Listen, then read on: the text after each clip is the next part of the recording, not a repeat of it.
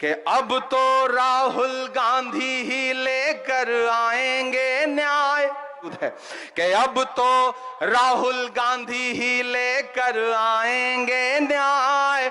Modi ji bye bye, Modi ji bye bye. अब तो राहुल गांधी ही लेकर आएंगे न्याय। Modi ji bye bye, Modi ji bye bye.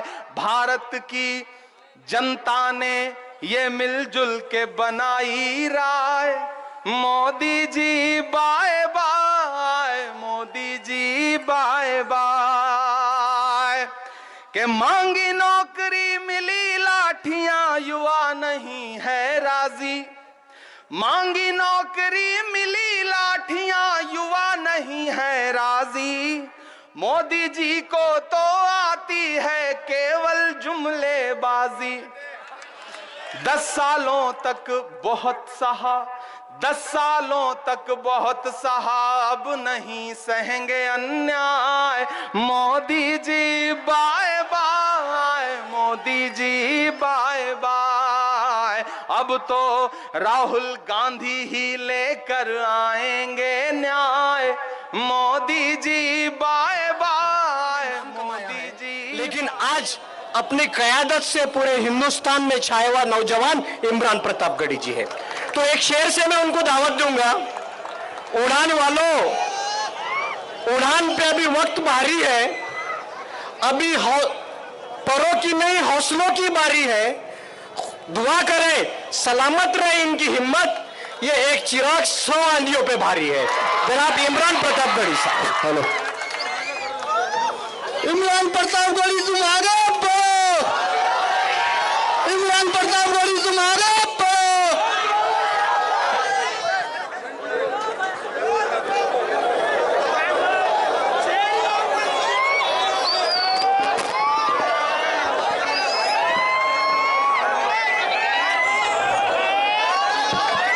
मेरी आंखों के सामने हजारों की तादाद में मौजूद नांदेड़ की जिंदा दिल अवाम, ये बस निकल जाने दें तो अच्छा रहेगा।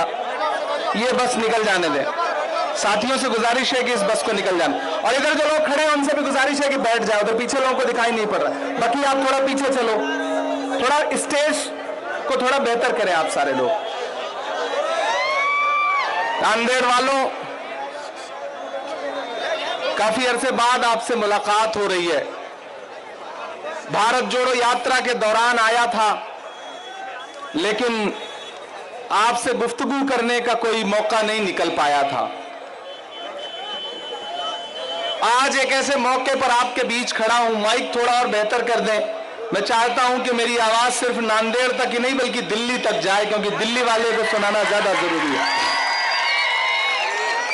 हमने सहराओं में हासिल किए आसानी से, हमने सहराओं में हासिल किए आसानी से, तुम समंदर में भी रहकर न मिले पानी से। हमने सहराओं में हासिल किए आसानी से, तुम समंदर में भी रहकर न मिले पानी से।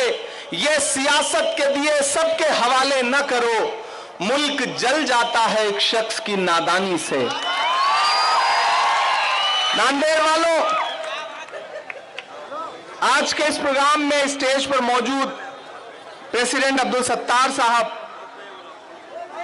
माइनॉरिटी डिपार्टमेंट के स्टेट चेयरमैन और वक्फ बोर्ड के चेयरमैन वजाहत मिर्जा साहब, डिस्ट्रिक्ट प्रेसिडेंट रहीम खान साहब, सिटी प्रेसिडेंट अजीज कुरैशी साहब, शमीम भाई, गफ्फार भाई, मुंतजिब साहब, हमारे प्रभारी अहमद खान साहब माइनॉरिटी डिपार्टमेंट की, जीनल गाला जी, नासिर साहब, बक्की साहब, और तमाम पुराने ऐसे चेहरे हैं, ऐसे साथी हैं जिन्हें जानता हूं, जिनको पहचानता हूं।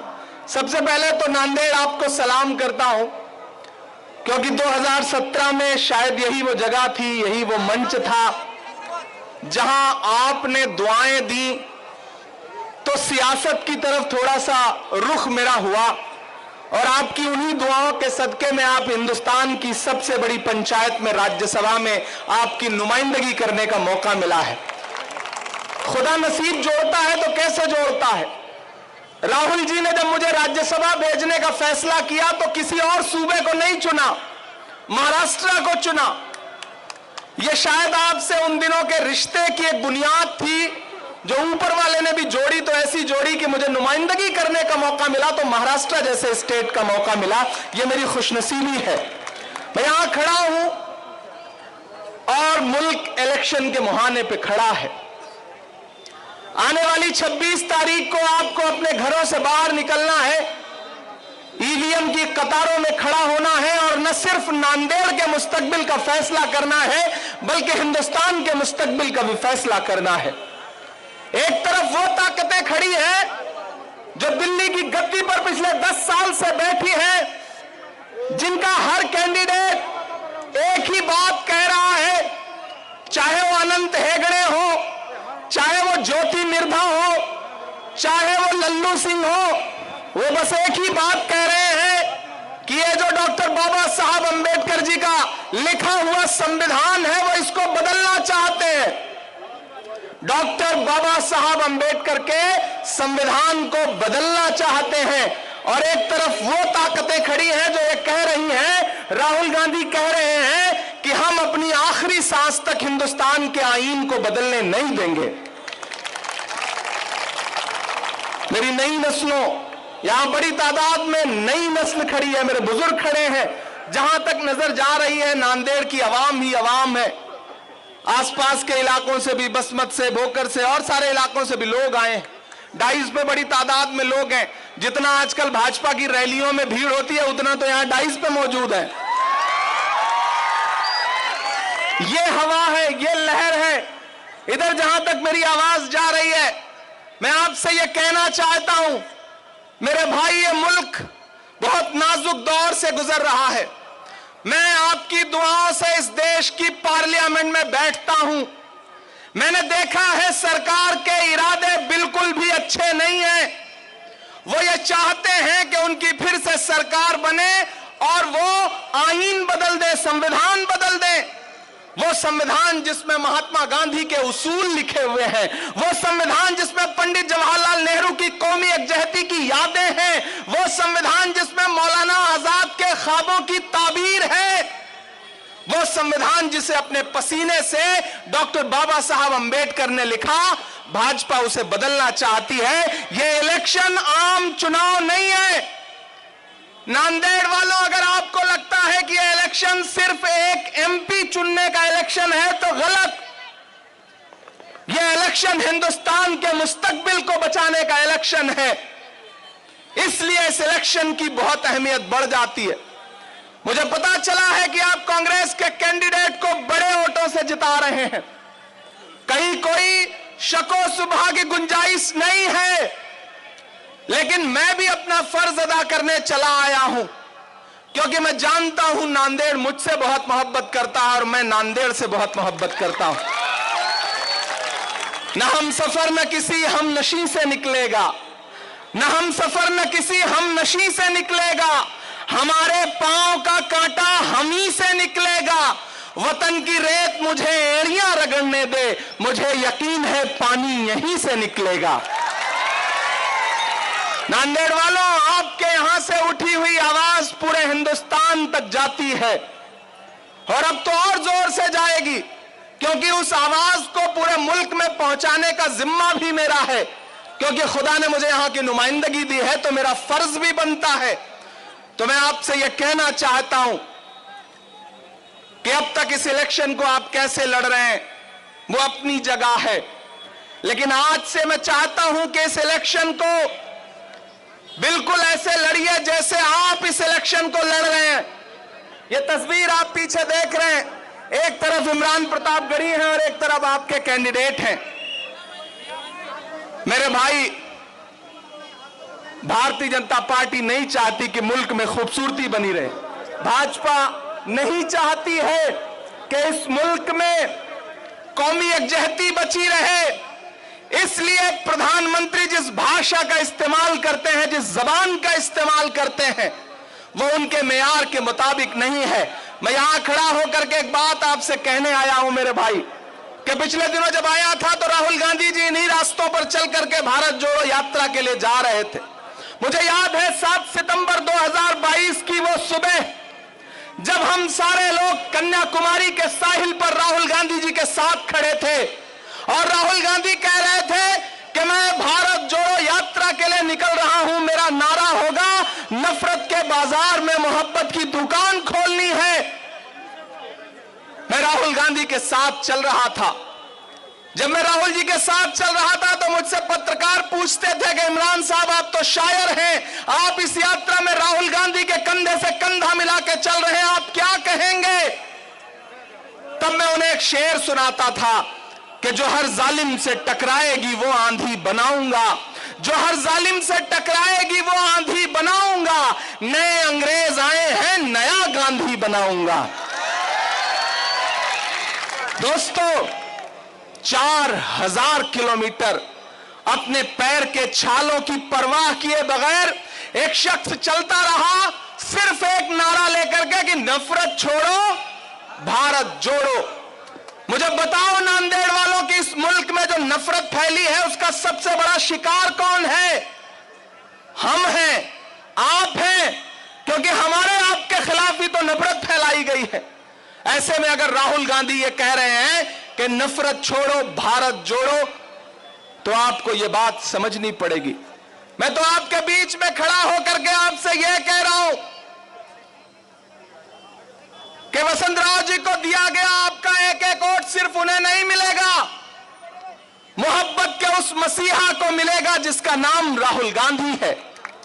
आपका वोट सिर्फ उन्हें नहीं मिलेगा, आपका वोट बाबा साहब अंबेडकर के सच्चे अनुयायी मल्लिकार्जुन खड़गे को मिलेगा। आपका वोट सिर्फ उन्हें नहीं मिलेगा बल्कि प्रियंका गांधी को मिलेगा, सोनिया गांधी जी को मिलेगा। और आपका दिया गया एक एक वोट इमरान प्रतापगढ़ी के ऊपर पर्सनल एहसान होगा। इसलिए मैं आपके बीच में आया हूं कि यहां से जो आवाज उठेगी, यहां से जो माहौल बनेगा, वो देश की दशा और दिशा तय करेगा। नांदेड़ वालों, प्रधानमंत्री जी पूरे मुल्क में घूम करके बता रहे हैं कि हमारी तो इतनी सीट आ रही है, इतनी सीट आ रही है। झूठे हैं, झूठ बोल रहे हैं। भाजपा के नेताओं को झूठ बोलने के अलावा कुछ नहीं आता। वो भाजपा का एक मंत्री एक गांव में पहुंचा, गांव में पहुंच के उसने गांव वालों से कहा कि इधर आओ, हम तुम्हारी दुश्वारियां, तुम्हारी मुश्किलें, तुम्हारी समस्या खत्म करना चाहते हैं। गांव के लोग आपकी तरह भोले भाले थे, इकट्ठा हो गए। मंत्री ने कहा बताओ तुम्हारी क्या समस्या है? गांव वालों ने कहा साहब हमारी 2 समस्या है। बोले बताओ? बोले पहली समस्या यह है कि हमारे गांव में कोई हॉस्पिटल नहीं है। तो मंत्री जी ने अपना मोबाइल निकाला, पता नहीं कौन सा नंबर डायल किया और फोन पे लगे हड़काने, डांटने लगे कि इस गांव में कोई हॉस्पिटल नहीं है, कल तक यहां पे एक हॉस्पिटल बना हुआ होना चाहिए, ये कह के फोन रख दिया। फिर गांव वाले से बोले देखो हमने तुम्हारी पहली मुश्किल खत्म कर दी, दूसरी समस्या बताओ। तो गांव वालों ने कहा कि साहब यहां पे मोबाइल का कोई नेटवर्क नहीं है, ये हमारी दूसरी समस्या है। ये है भाजपा के नेताओं की सच्चाई। ये भाजपा के नेता झूठ बोलते हैं।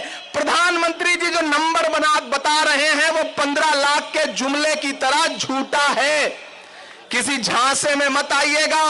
दिल्ली में इंडिया गठबंधन की सरकार बनने जा रही है। मैं केरल से होके आ रहा हूं, प्रचार में मैं उत्तराखंड था, मैं चंद्रपुर था, उसके बाद जम्मू कश्मीर था, उत्तर प्रदेश था, आज यहां पर हूं, परसों राजस्थान रहूंगा, कल अकोला रहूंगा। मैं पूरे मुल्क का मूड आपको बता रहा हूं, पूरे मुल्क का माहौल बता रहा हूं कि मीडिया में भाजपा जीत रही है और जमीन पर इंडिया अलायंस जीत रहा है, कोई दो राय नहीं है। प्रधानमंत्री पहले फेज का इलेक्शन हो चुका है, प्रधानमंत्री जी का चेहरा उतरा है, अमित शाह जी की जबान लड़खड़ा रही है, लेकिन राहुल गांधी दहाड़ के बोल रहे हैं, तेजस्वी यादव दहाड़ के बोल रहा है, अखिलेश यादव जोर शोर से बोल रहे हैं, उद्धव ठाकरे जोर शोर से बोल रहे हैं, नाना पटोले जोर शोर से बोल रहे हैं, और इमरान प्रतापगढ़ी तो आपके सामने दहाड़ ही रहा है, आप देख रहे हो। तो इस इलेक्शन में भाजपा के लिए कुछ भी नहीं है। मैं तो प्रधानमंत्री जी से कहूंगा कि प्रधानमंत्री जी मुझे पता है अभी आपने झूठ बोलना शुरू किया।